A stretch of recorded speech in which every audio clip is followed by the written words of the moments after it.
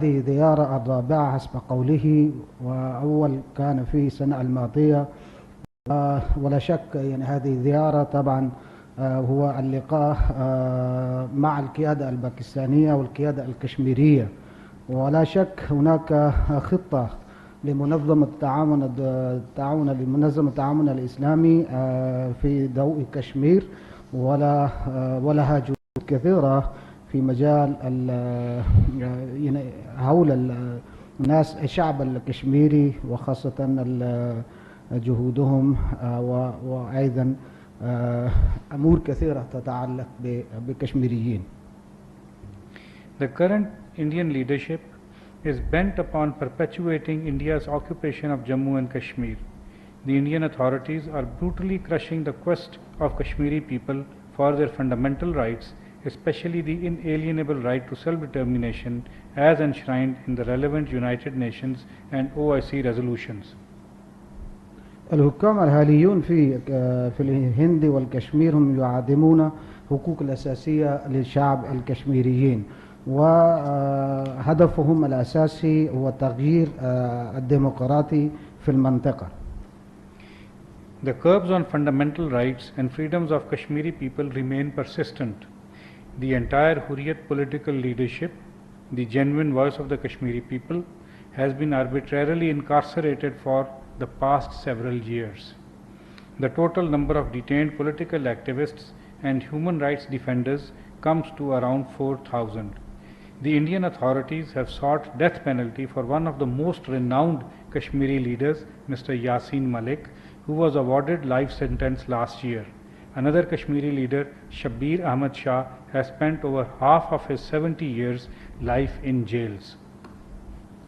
هناك انتهاكات كثيرة في كشمير وإجراءات كثيرة حالية في هذه الأيام، وهدفهم هو إنهاء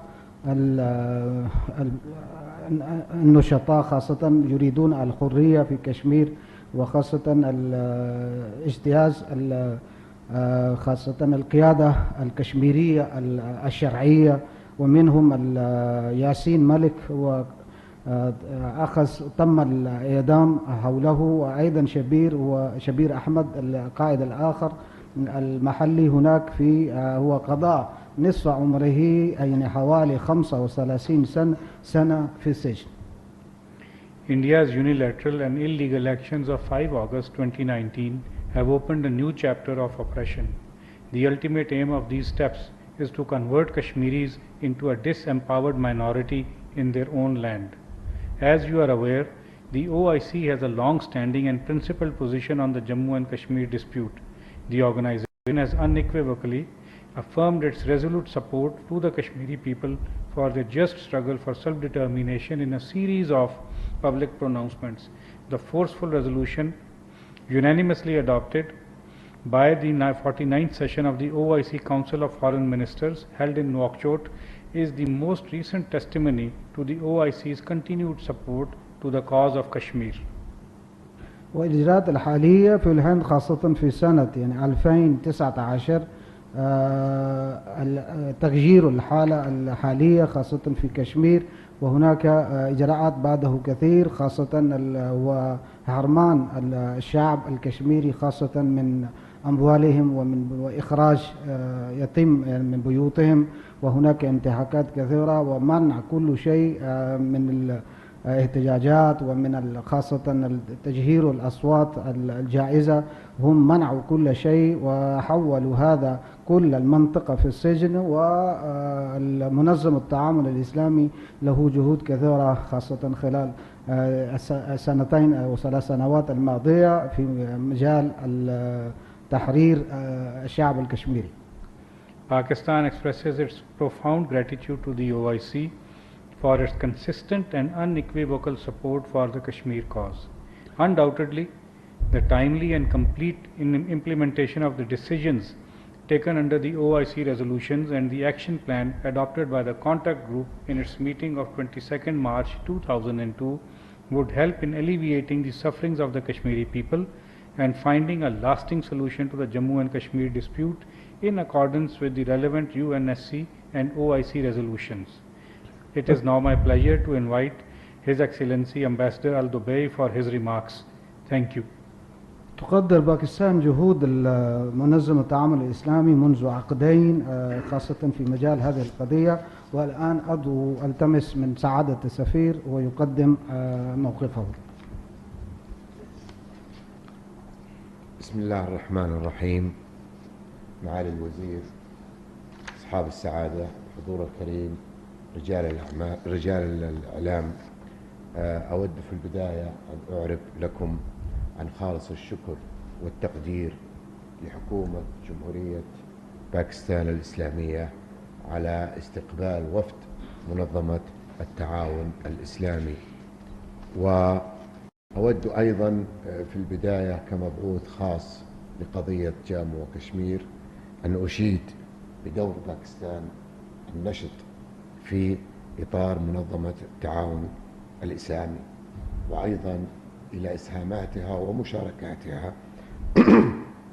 القيمة في الإعداد والمشاركة في جميع مناشط منظمة التعاون الإسلامية، وليس داخل أروقة منظمة التعاون الإسلامية وإنما أيضا في المحافل الدولية. Honorable Secretary and respected media person, first of all I want to pay thanks to all of you, especially the persons in Foreign Ministry. They welcome me very warmly. I am really from my heart, I am thankful with my team as well. And the issue of Kashmir no doubt is very sensitive always in our discussions, and every place and every time we always discuss this issue, and this issue we are aware with the importance of this issue, especially in these days. أيضا الهدف من هذه الزيارة هو لتقييم الوضع في جامو وكشمير، والتأكيد أيضا على دعم منظمة التعاون الإسلامي الكامل لشعب جامو وكشمير وتضامنها معه في كفاحه ونضاله من أجل حق تقرير المصير. The main purpose of this visit to Pakistan and the Kashmir to get awareness recently about what is going on in the region, and also to show our cooperation with you and with Kashmiri peoples on this issue. وكما تعلمون أيضا فإن جامو وكشمير وقضيتهم العادلة هي أقدم النزاعات المعترف بها دوليا والحاضرة على جدول أعمال منظمة التعاون الإسلامي. There is no doubt the Kashmir issue is very oldest issue and also on the agenda of OIC. وعلى مدى أكثر من 4 عقود دأبت منظمة التعاون الإسلامي على تقديم الدعم القوي والجماعي لشعب جامو وكشمير من خلال العديد من القرارات الصادرة التي تصدر عن منظمة التعاون الإسلامي. Since 4 decades, OIC has shown its cooperation with this issue and with the concerned peoples, and they have issued so many instructions and qararat decisions about this issue, and we will continue as well. مجمل هذه القرارات التي تصدر سواء على مستوى القمة أو الاجتماعات الوزارية هي للتعبير والتضامن الكامل لشعب جامو وكشمير من أجل حق تقرير مصيره. The summary or the brief, all the decisions made by the OIC and all the policies issued by the OIC, the main concern was just to assist the Kashmiri peoples.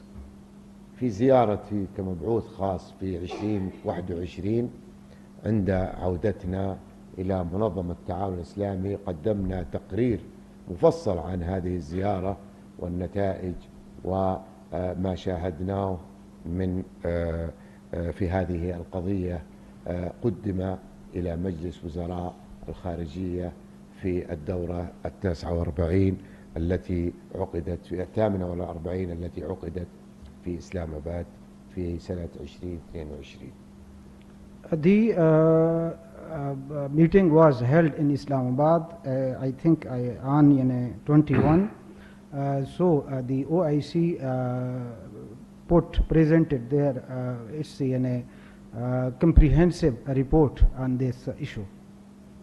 في اجتماع فريق الاتصال الخاص بقضية جامو وكشمير عقد على هامش الاجتماع الوزاري الذي عقد في إسلام آباد اعتماد خطة مفصلة لإسناد مهام محددة للفريق نفسه وللدول الأعضاء وللأمانة العامة والهيئة المستقلة لحقوق الإنسان.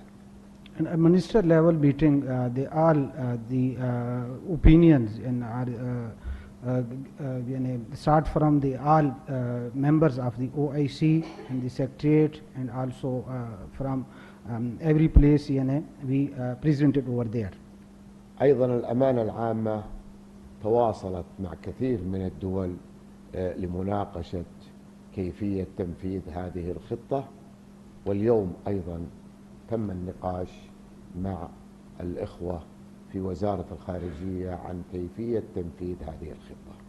The Secretariat also discussed in detail the action, plan of action in this regard, and today also we have discussed in detail this plan. منذ التغيير الديموغرافي الذي حصل والقوانين التي أصدرها الجانب الهندي في أغسطس 2019، كل المؤتمرات الوزارية وفرق الاتصال الخاصة بهذه القضية دعت الجانب الهندي أيضا إلى التراجع عن هذه القرارات الغير قانونية والأحادية. The illegal steps taken by the Indian government in 2019, August, all the organization member, they just condemned all this, and they also insisted to be revised. من يريد من رجال الأعمال من رجال الإعلام على وجه الخصوص معرفة موقف منظمة التعاون الإسلامي أو المجلس الوزاري أو القمة الإسلامية، عليه بالعودة إلى هذه القرارات لتؤكد مجددا الدعم القوي لقضية وشعب جامو وكشمير. I just want to convey the media person who are over here, the organization of Islamic Cooperation, the member as well, they also all wanted all these steps, illegal steps taken by the Indian government in 2019 should be revised. أيضا معالي الأمين العام في ديسمبر الماضي 2022 وقد رافقته شخصيا كمبعوث خاص، قمنا أيضا بزيارة باكستان وإلى إقليم جامو وكشمير، والتقينا بكثير من القيادات والمسؤولين لنعبر مجددا عن موقف المنظمة وما صدر عن الاجتماعات لقضية جامو وكشمير. We also visited in last year to see the actual ground realities in Kashmir, and this time as well. Just this is the commitment of OIC. آخر الجهود التي بذلت لهذه القضية كان في سبتمبر الشهر الماضي في 2023 عقد اجتماع فريق الاتصال الخاص بقضية جامو وكشمير على هامش اجتماعات الجمعية العامة للأمم المتحدة، وقد اجتمع الوزراء المعنيين في هذا الفريق وأصدروا تقرير مفصل يؤكد مرة أخرى على دعمهم لهذه القضية. Also, by side the General Assembly meeting, also there was a special group who is working on this issue. They also there was a special meeting by them to discuss this issue. وأخيرا معالي الوزير، رسالة إلى الشعب جامو وكشمير من الأمانة العامة لمنظمة التعاون الإسلامي تؤكد مجددا